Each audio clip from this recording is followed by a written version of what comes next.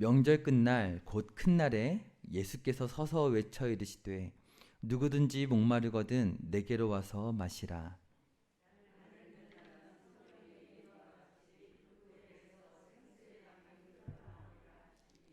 이는 그를 믿는 자들이 받을 성령을 가리켜 함께 읽겠습니다. 이는 그를 믿는 자들이 받을 성령을 가리켜 말씀하신 것이라. 예수께서 아직 영광을 받지 않으셨으므로 성령이 아직 그들에게 계시지 아니하시더라. 아멘.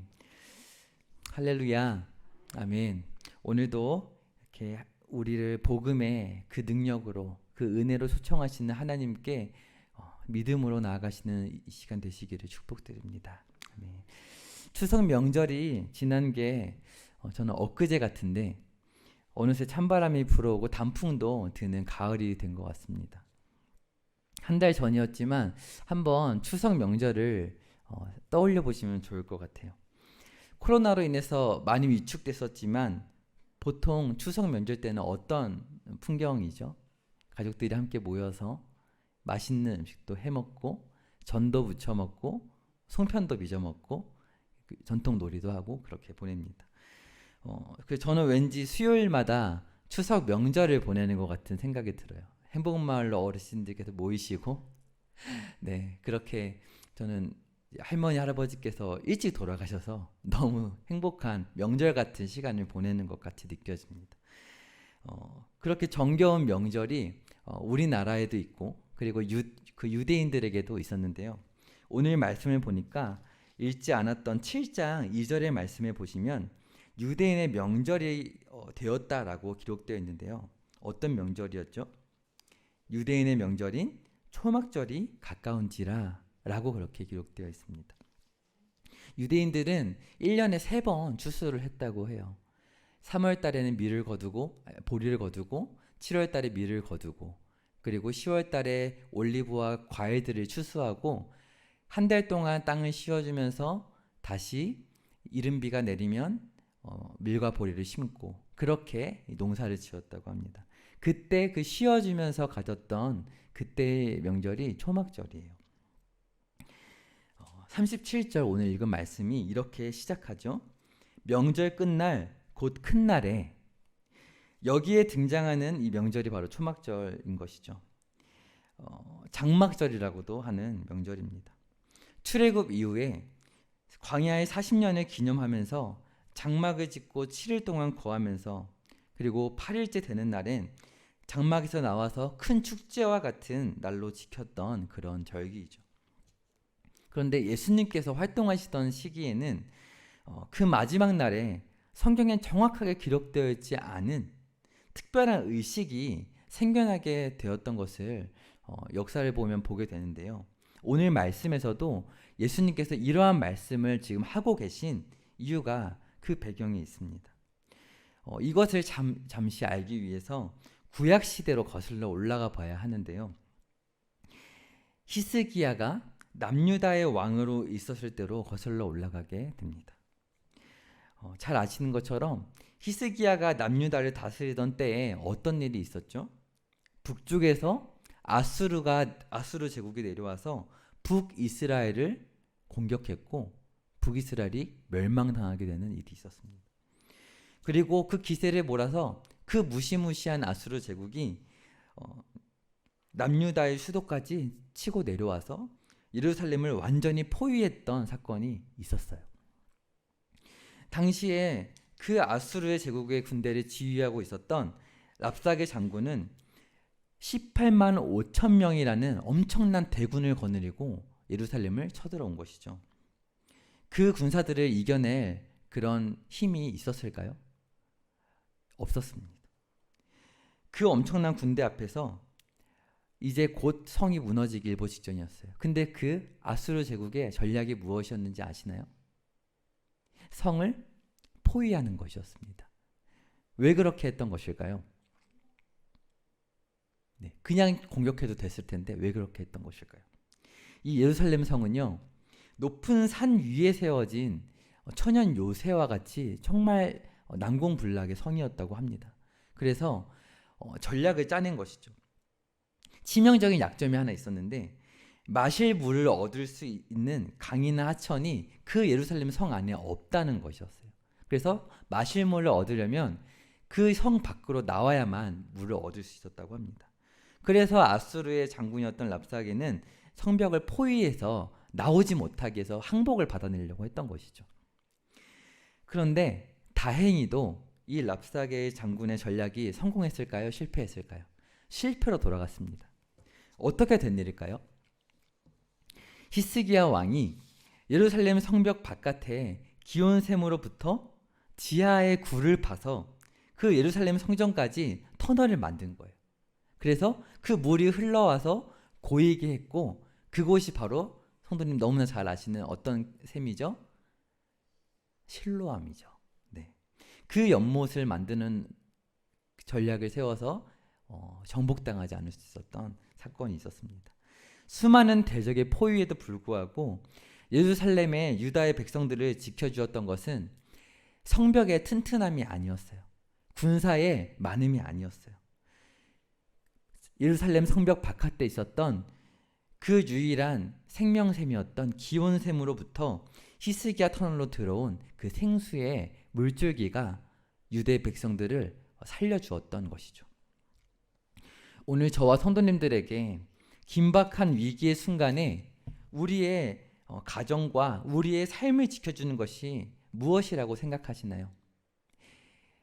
지난 가을 특별 기도회를 통해서 저희가 은혜를 나누었던 것처럼 그 위기의 순간에 우리의 생명의 끈이 되어주는 것은 우리의 인생의 어떠한 눈에 보이는 축복이 아닌 줄 믿습니다.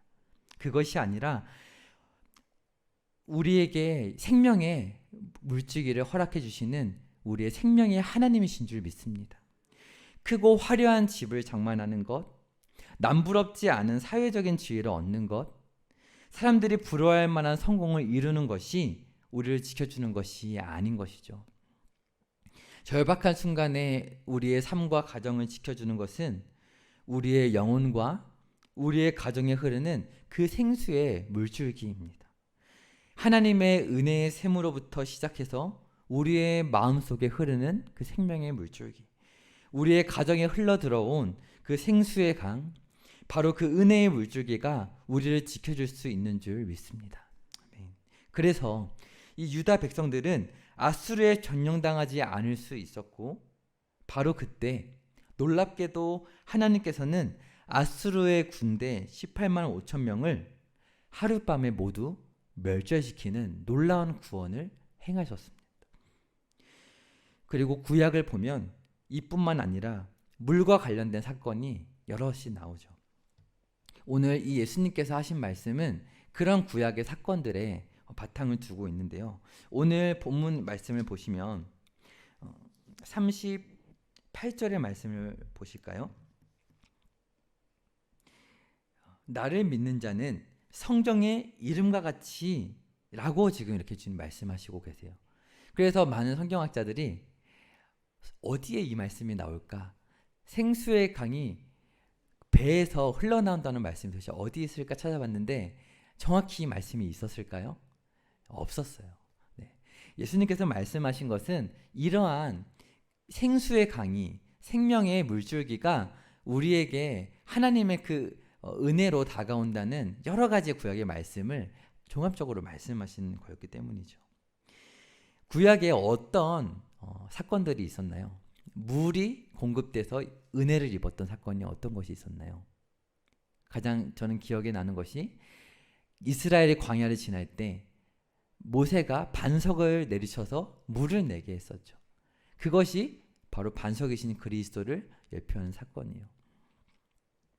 또 이사야 선지자가 목마른 자들에게 값없이 오라, 하나님의 그 생명수를 와서 마시라 라고 그렇게 선포했었죠. 이 모든 사건들을 구약의 말씀을 잘 알고 있었던 유대인들은 잊을 수가 없는 것이에요. 그래서 이 유대인들은 장막절의 마지막 날에 특별한 행사를 갖기를 시작했다고 합니다. 무엇이냐면 그 장막절의 마지막 날이 되었을 때 금 항아리를 들고 히스기야 그 터널을 지나서 실로암 연못에 가는 거예요. 지금도 저는 정확히는 잘 알지 못하지만 성지순례를 가면 그 실로암 연못이 있다고 합니다. 네. 그래서 이때에도 그 실로암 연못에 가서 그곳에 모인 물을 이제 항아리에 담는 거예요. 그리고 대제사장을 앞세워서 그 물이 가득 담긴 항아리를 들고 예루살렘 성전으로 한 걸음 한 걸음 향하여 갑니다. 이제 예루살렘 성전에 도착하게 되었을 때는 시편 113편을 찬양하기 시작하였다고 해요. 할렐루야, 여호와의 종들아 찬양하라, 여호와의 이름을 찬양하라 하면서 그렇게 찬양했습니다. 그리고 114편에서 118편까지의 그 할렐루야 찬양을 노래하였고, 그리고 그 자리에 있던 모든 남성들이 여호와께 감사하라 이렇게 3번을 외치면서 축제와 같은 그런 현장이 되었다고 합니다. 그리고 마지막은 대제사장이 실로암 연못에서 길러온 그 물을 성전 제단에 쏟아 부었던 것이 마지막을 장식하는 장면이었어요. 이것이 예수님 시대의 장막절의 마지막 날에 있었던 의식이었습니다. 이러한 의식이 행해지고 있었던 그 예루살렘을 향하여 예수님께서 은밀하게 가셨던 거예요. 그리고 그곳에서 내가 영원한 생명샘을 줄 수 있는 유일한 구원자라는 것을 선포해야겠다라고 생각하시고 그 자리에 가신 것이죠. 이러한 의식이 행해지고 있었을 때 유대인들의 마음에는 2가지 생각이 들었을 거예요. 첫 번째는 오래전에 히스기야 시대에 임했던 하나님의 놀라운 그 구원의 역사, 그것에 대한 기억이죠. 18만 5천 명이나 되는 군대가 포위했던 상황에도 불구하고 하나님은 그들에게, 유대인 백성들에게 생수의 강물을 흘려보내주셨고 하루아침에 모든 적군을 물리쳐서 죽게 하셨던 구원의 역사를 기억했을 거예요. 그리고 구약의 많은 사건들, 특히 40년의 광야 여정 가운데 반석에서 생수가 터져 나왔던 장면도 기억하였을 거예요. 하지만 그와 동시에 유대인들의 마음엔 또 한 가지의 생각이 떠올랐을 거예요.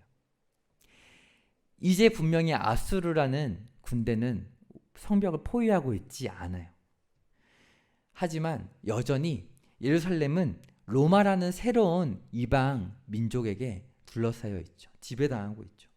그렇기에 그 유대인들의 마음에는 어제의 구원이 아닌 오늘의 구원을 향한 갈망이 그 마음에는 가득했을 거예요. 오늘 우리의 마음과 참 비슷한 것 같습니다. 저와 성도님들에게는 과거에 하나님께서 베풀어 주신 은혜의 경험이 있으시죠. 오늘 이 말씀을 보시면 사실 정말 이 말씀 안에 담겨진 보화와 같은 진리가 너무나 많이 있는데요. 이 말씀을 성경을 정말 이리 꿰뚫고 저리 꿰뚫면서 완벽하게 이해할 수 없어도 이 말씀을 읽을 때 우리의 마음에 평안과 은혜가 찾아오시죠. 왜 그럴까요? 이미 우리의 삶 가운데 이 말씀을 영적으로 깊이 체험했기 때문이에요. 어떤 성도라도 이미 우리의 목마름을 해결하기 위해서 그 생수의 강을 내어주시는 그리스도 앞에 나가지 않은 성도가 있을까요? 한 사람도 없을 거예요. 이미 그렇게 무수히 생수의 강에서 목을 축였던 경험이 있기에 이 말씀은 너무나 친숙합니다. 절박한 위기의 순간에 생수의 강물을 흘려보내주셨던 하나님의 그 사랑을 모두가 체험했죠. 그런데 그 기억이 하루 이틀이 지나고 1년이 지나고 오래된 기억이 되어버렸다면 그것은 하나님께서 바라시는 것이 아니실 거예요. 오늘 그래서 이 말씀이 저와 성도님들에게 주어진 줄 믿습니다. 아멘. 우리는 어제의 구원이 아니라 오늘의 구원을 갈망하면서 오늘도 우리의 마음 가운데 반석이 되신 예수 그리스도께 나아가서 그 은혜의 샘을 마셔야 되는 것이죠. 그래서 새벽부터 저녁까지 열심히 기도합니다. 그런데 그렇게 하나님 앞에 나아갈지라도 오늘 우리에게 흘러오는 생수의 강물을 쉽게 찾아볼 수 없는 그런 우리의 삶은 아닌지 돌아보게 되는 것 같아요. 오늘 본문의 유대인들이 그러했습니다. 하나님의 구원을 기다리면서 오늘 이 장막절의 행사를 치르면서 기쁨을 느끼긴 하지만 하나님 하루빨리 이 로마의 압제에서 벗어나게 해주세요. 우리를 구원해 주세요. 그렇게 고백했던 것이죠. 그렇게 또 한 번의 장막절 행사가 마무리되고 있었던 바로 그때 예수님께서 예루살렘 성전의 중앙에 일어나셔서 외치셨습니다. 오늘 본문 37절의 말씀이에요. 명절 끝날 곧 큰 날에 이렇게 외치셨어요. 누구든지 목마르거든 내게로 와서 마시라. 히스기야 시대에 히스기야 터널을 통해서 그 생수의 강물이 흘러 들어왔어요. 하지만 오늘 목마름을 가지고 예수님께로 나아가는 성도님들의 심령에 생수의 강물이 흘러나올 줄 믿습니다. 아멘. 여기에 단 하나의 조건이 있다는 것을 오늘 주님 말씀하시는데요. 38절의 말씀 한번 보실까요? 같이 한번 읽어보면 좋겠습니다. 읽겠습니다. 시작. 이는 내가 나를 믿는 자는 성경의 이름과 같이 그 배에서 생수의 강이 흘러나오리라 하시니. 아멘. 단 하나의 조건이 있어요. 어떤 사람들은 성령으로 충만하려면 특별하게 거룩한 삶을 살아야 된다라고 말할지 모르겠어요. 그러나 오늘 이 말씀에서 예수님은 성령의 충만을 받으려면 생수의 강물이 넘치려면 단 한 가지 조건을 말씀하시는데 그것은 뭐냐면 나를 믿는 자라는 것이죠. 예수님을 믿는 것입니다. 그리고 39절의 말씀도 보세요. 이는 그를 믿는 자들이 받을 성령을 가리켜 말씀하신 것이라 라고 그렇게 요한은 말하고 있어요. 조건은 단 한 가지죠. 그를 믿는 사람이에요. 예수님을 믿는 사람. 예수님을 믿고 의지하는 사람이라면 누구라도 성령의 충만함을 입고 그 배에서 생수의 강이 흘러넘치게 될 거라고 오늘 성경은 말씀하고 있는 것입니다. 예수님을 믿기만 하면 구원을 받는다라고 교회에 와서 가장 처음 듣게 되는 것 같아요. 예수님께서 당신의 죄를 대신하여 십자가에서 죽으시고 다시 살아나셔서 참된 구원의 길을 열어놓으셨다고. 그 예수님을 믿고 의지하면 믿기만 하면 구원을 받고 하나님의 자녀가 된다고 아무리 많이 듣고 그 하나님의 사랑을 우리가 경험해도 자꾸만 그 예수님을 믿는 믿음 위에 무언가를 덧붙이려는 그런 노력을 하게 되는 것 같아요. 물론 그 하나님의 사랑을 정말 안 잘하면 형제를 사랑하고 이웃을 사랑해야겠죠. 그런데 우리가 성령으로 충만하고자 할 때 가장 먼저 기억해야 할 것은 무엇일까요? 오늘 우리에게 생수의 강이 흘러넘치기 위해서 우리의 인생의 어떠한 성벽을 의지하는 것이 아니라 우리의 어떤 기도를 높이 쌓아 올리는 것을 의지하는 것이 아니라 잠깐의 탄식이라도 그 하나님께 올려드릴 수 있는 믿음이 중요한 줄 믿습니다. 그래서 예수님을 믿어도 많이 헌금하고 많이 헌신해야만 구원을 받을 수 있다고 믿는 사람들이 있어요. 그러나 내가 예수님을 믿음으로 구원을 받았다는 확신이 우리 가운데 더욱더 그 감격이 더욱더 샘솟아 나기를 소망합니다. 내가 구원을 받고 하나님의 자녀가 되는 것은 믿음으로 되지만 성령으로 충만을 입고 생수의 강이 흘러넘치려면 무언가를 열심히 해야 한다는 생각은 가장 기본적인 신앙생활에서 조금 덜어내야 되고 버려야 되는 습관적인 생각인 것 같아요. 오늘 본문에서 예수님은 단 한 가지 기준만을 우리에게 제시하고 계십니다. 그 기준은 우리의 어떠한 성벽이나 힘이 아니라 끝까지 예수님만을 의지하는 것입니다. 우리가 제 아무리 노력해도 하나님의 마음에 흡족할 만큼 기도할 수 없고요. 하나님의 마음에 흡족할 만큼 거룩해질 수 없습니다. 그러나 하나님은 우리의 마음에 있는 단 한 가지, 예수 그리스도를 향한 우리의 믿음을 보시고 우리에게 성령의 충만을 허락하여 주실 줄 믿습니다. 아멘. 광야에서 솟아났던 그 반석의 물을 기억하십시오. 날마다 우리의 반석이신 예수님께서는 생수의 강을 흘려보내 주십니다. 그 주님께로 날마다 나아가 목을 축이시기를 축복드립니다. 기도와 예배도 중요하지만 그 기도와 예배 후에 삶 속에서 늘 우리 주님을 기억하고 의지하는 성도들이 되시기를 바랍니다. 예수 그리스도를 믿는 믿음 안에서 생수의 강이 흘러넘치게 되는 저와 성도님들이 되시기를 주님의 이름으로 축복드립니다. 아멘.